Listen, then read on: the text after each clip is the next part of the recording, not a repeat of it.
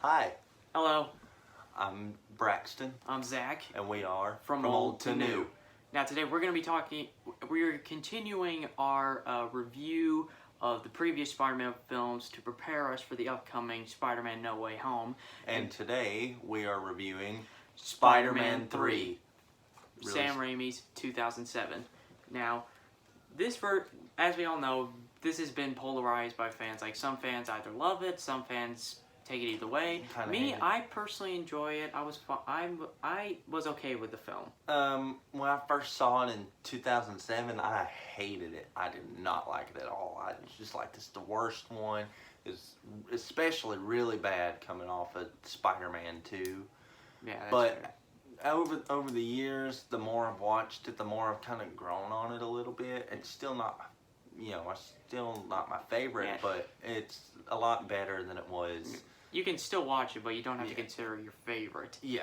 Now we're gonna go through some plot points and also like review like some specific areas of the film. So this is a spoiler alert. Yes. So if you have not watched it yet, watch it, then come back and watch our video. This movie's been out for nearly 20 years, so I think it's okay to spoil it. Okay. Now, when we start off the film, kind of going off a little while after Spider-Man 2, Peter's like, finally got some balance in his life, he's maintaining his relationship with Mary Jane, he's going to school while still being Spider-Man. Yeah, and he's trying his best to balance both Peter and Spider-Man. It's actually going so well for him that he's actually seeing MJ, being there for her, even considering proposing to her. And the city is giving him the key to the city of New York. He's receiving the key to the city as Spider-Man. Yeah, but so he can't have everything. He's still got another problem. From the previous film, Harry has now found out that Peter is Spider-Man, and wanting revenge, injects himself with the same serum that his father did, becoming the new Goblin, and engages in a overall aerial fight with Peter, which I thought was actually a great fight overall. Yeah, it's a good fight. It's very well choreographed considering they're flying through most of the fight. The battle ends in a stalemate, leading with Harry getting a head injury and losing his memory. And so he's asking Peter all these questions, and Peter's just kind of nodding and kind of not letting him know he's Spider-Man. Yeah, he's kind of lying to him and not lying to him at the same time. Yeah, he's just not answering certain parts of the question. Yeah. Now, we also get on our way there, we also get introduced to a new character, Flint Marko, yes, also known as Sandman. He's a criminal. He breaks out of prison. Turns out he also has a connection to Uncle Ben's death. Yes, but his reasoning for robbery is that he has a sick kid, and he doesn't have any money to help her. And I felt like that was one thing that Raimi did very well with Spider-Man characters, and I feel like a lot of Spider-Man movies do. They give you sympathetic characters you can root for.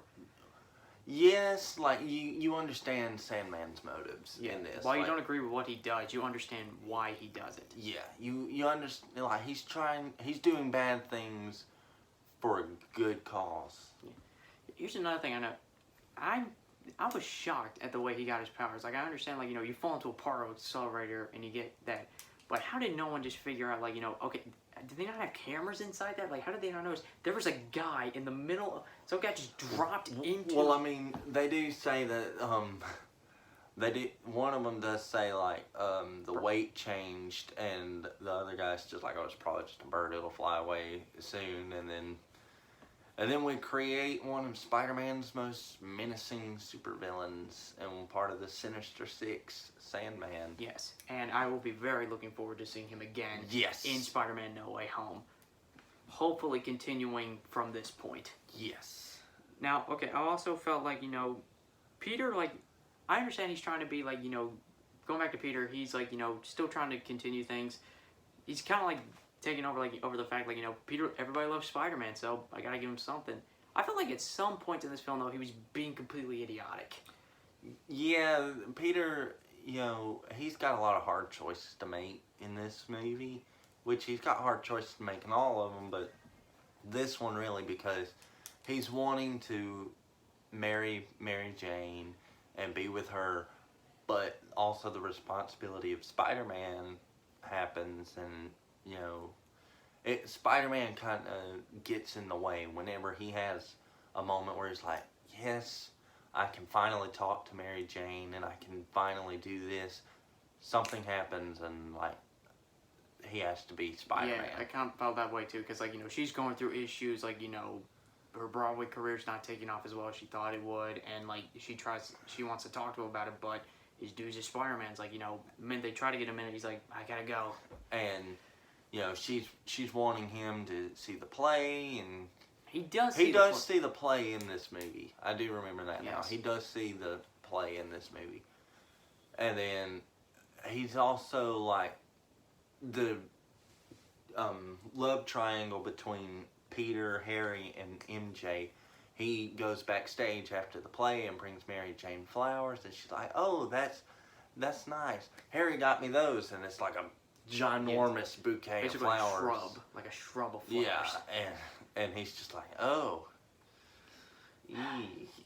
I felt like part of that was just Harry just trying to one-up him, Yeah, Harry is very against Peter in this movie. Yeah. He's just like, you never made your move, I'm going after. Yeah, and I felt like, another thing, when I felt like Peter was being idiotic was during the parade when you talked about he got the key to the city, he decides to kiss the woman that he saved in front of Mary Jane on the same day that he was planning on proposing to her.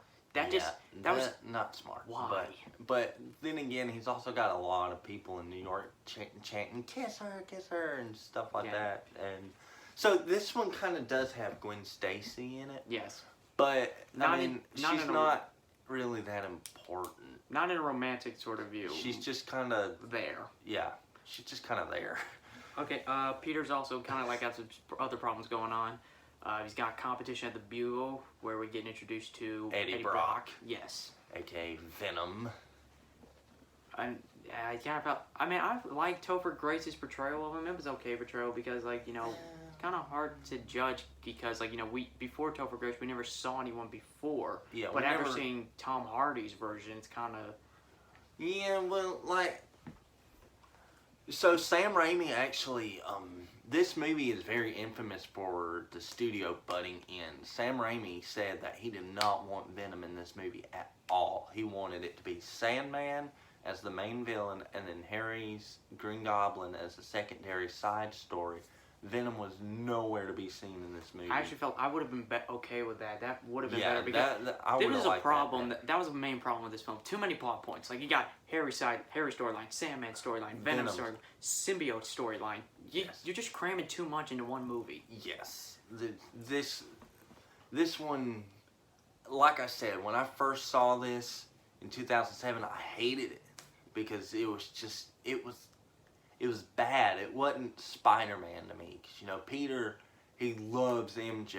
Yeah. And he wants to protect her and do all this. And then he gets this symbiote and then he's just trying to show off to her and he hits her. Yeah, that's just... He's not Peter Parker anymore. Yeah, he's not. And it's she even asks him, who are you? And he's like, I don't know anymore. Yeah. So, that's another thing we're bringing up. In this movie, we finally get symbiote and a Venom. But... I will admit, though, I kind of liked, the action scenes with Peter in the black suit. Yeah, his black suit, his stunts seem slicker in a way, if you get it, is what I'm trying to say. So, he's doing flips off of places he wouldn't have normally done flips off of, and, stuff like that. And so then we get our introduction to Venom, where he's ripped off the black suit, and the symbiote gets on to Eddie Brock, and with Eddie Brock's motivations, I felt yes, he blames Peter for getting him fired, but you kind of admit, though, you had that coming. He tried to frame Spider-Man and make him a villain, and I felt that was another thing. The symbiote suit, it, enhances parts of your personality. In this case, in Peter Parker, it enhanced, his darker, his confidence, but also, his rage and anger. Yeah. And we've seen that before, he takes it out on Eddie Brock, gets him fired. After, Harry gets his memory back. Yeah, toward the middle part of this movie, Peter just becomes like a total jerk. Like, I mean, like he's like slams Eddie against the wall at the Daily Bugle right in front of everybody. And he's like, if you want forgiveness, get religion. He also fights Harry and just throws a grenade at his face, disfiguring him, and like he's like no problem with it. Yeah, he also like shoots that web and knocks him off his glider or hoverboard. Well, that was like after, but that was like before he got the symbiote suit, wasn't it? Oh yeah, that was before he gets the symbiote. One thing this movie is memorable for the most, though, I have to say, the memes. Yes, this is where a lot of the Spider-Man memes were born. Yes, of course. You know, like you're gonna put like dirt in your eye, dancing Peter walking down the street. Yeah, emo Peter Parker, just all that kind of stuff. This is what came from this. That's most of what everyone remembers from this movie, just the memes and the cringe. That's about it. Cringe, yeah, this movie's very cringy at parts. It's really the middle half. If you had changed the middle section of this movie, it would have been better than what people make it out to be. Because the beginning and the end, when like he finally rips off the symbiote suit and he goes back to being regular old Spider-Man, those parts are actually really good. It's when he gets that symbiote. So it's like the minute it's like in between the point. Like here you got like, okay, the beginning all the way to when he gets the symbiote suit. That's fun. That's fine. And then cut out that part, add a little, rearrange that, then continue it from that part. It's a good movie. It could be a good movie. But then that's also part due to the studio meddling with it and saying, hey, the audience wants to see Venom. You need to put Venom in the movie. And Sam Raimi was just like, no, I want Sandman. And Sam Raimi flat out admitted, I don't know anything about Venom at all. That's fair. And, okay, after he removes the suit, Eddie now becomes Venom, teams up with Sandman, and of course, who do you go after? Mary Jane. Yes. And, so then she becomes the damsel in distress again. And Peter decides to don his classic red and blue suit. And he goes and asks Harry for help. But Harry, of course, is, hesitant to ask, considering that he threw a grenade at his face. Well, it's also because he knows that that he killed his father. Yeah. So he's still kind of butthurt about that. But then it's like the butler knew the whole time that his father was the Green Goblin, but never told him to protect him. Yeah. Which I felt like this could have been all avoided. Like that butler has worked. If the butler had just told him, "Hey, your father was the Green Goblin and he was evil." Well, not evil. Well, not evil, but his split personality was evil. Yes. And he suffered from split personality. And that's what killed him. Yeah. Then, a lot of the problems would have been avoided. Yeah. And eventually, so Spider-Man then goes on to fight Venom and Sandman alone. Is almost defeated. Like Sandman, like people are saying, this could be the end of Spider-Man. Yeah, the whole city of New York is watching, and Venom's got Spider-Man tied down, and Sandman's just ginormous and beating him and just killing him in front of the whole city, and then suddenly, boom, swoops in a grenade and blows up Sandman and Harry Green Goblin with the Sam Raimi thing, which that's personally one of my favorite moments of the film, because that moment is so good. Because it shows you that in the end, Harry still cares about Peter. And he's still his friend. Yeah. Because he understands, like, it was just an accident and, you didn't purposely cause it. And then one thing that I thought was very poetic is Harry sacrifices himself to save Peter Parker, opposite showing that he's not his father. Like, instead of dying trying to kill Peter Parker, he died saving Peter. Yes.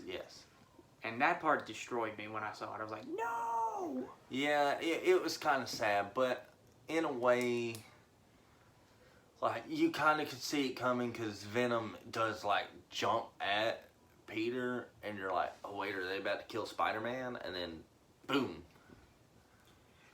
And then Peter, finally discovers, Venom's weakness, which is sound waves. And fire. Yes. So he, locks him out, gets Eddie out of it, throws a grenade at the symbiote to destroy it, but Eddie dies trying to get back with it.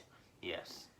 And then he confronts Flint Marko about the death of his Uncle Ben. And we come to find out that it was an accident, Like, and he didn't mean to kill him. Yes, Uncle Ben, being the good guy they was just trying to help him, And the guy just bumped into him, and it caused the gun to go off. yeah, And he's just hated himself since then. And Peter, Peter.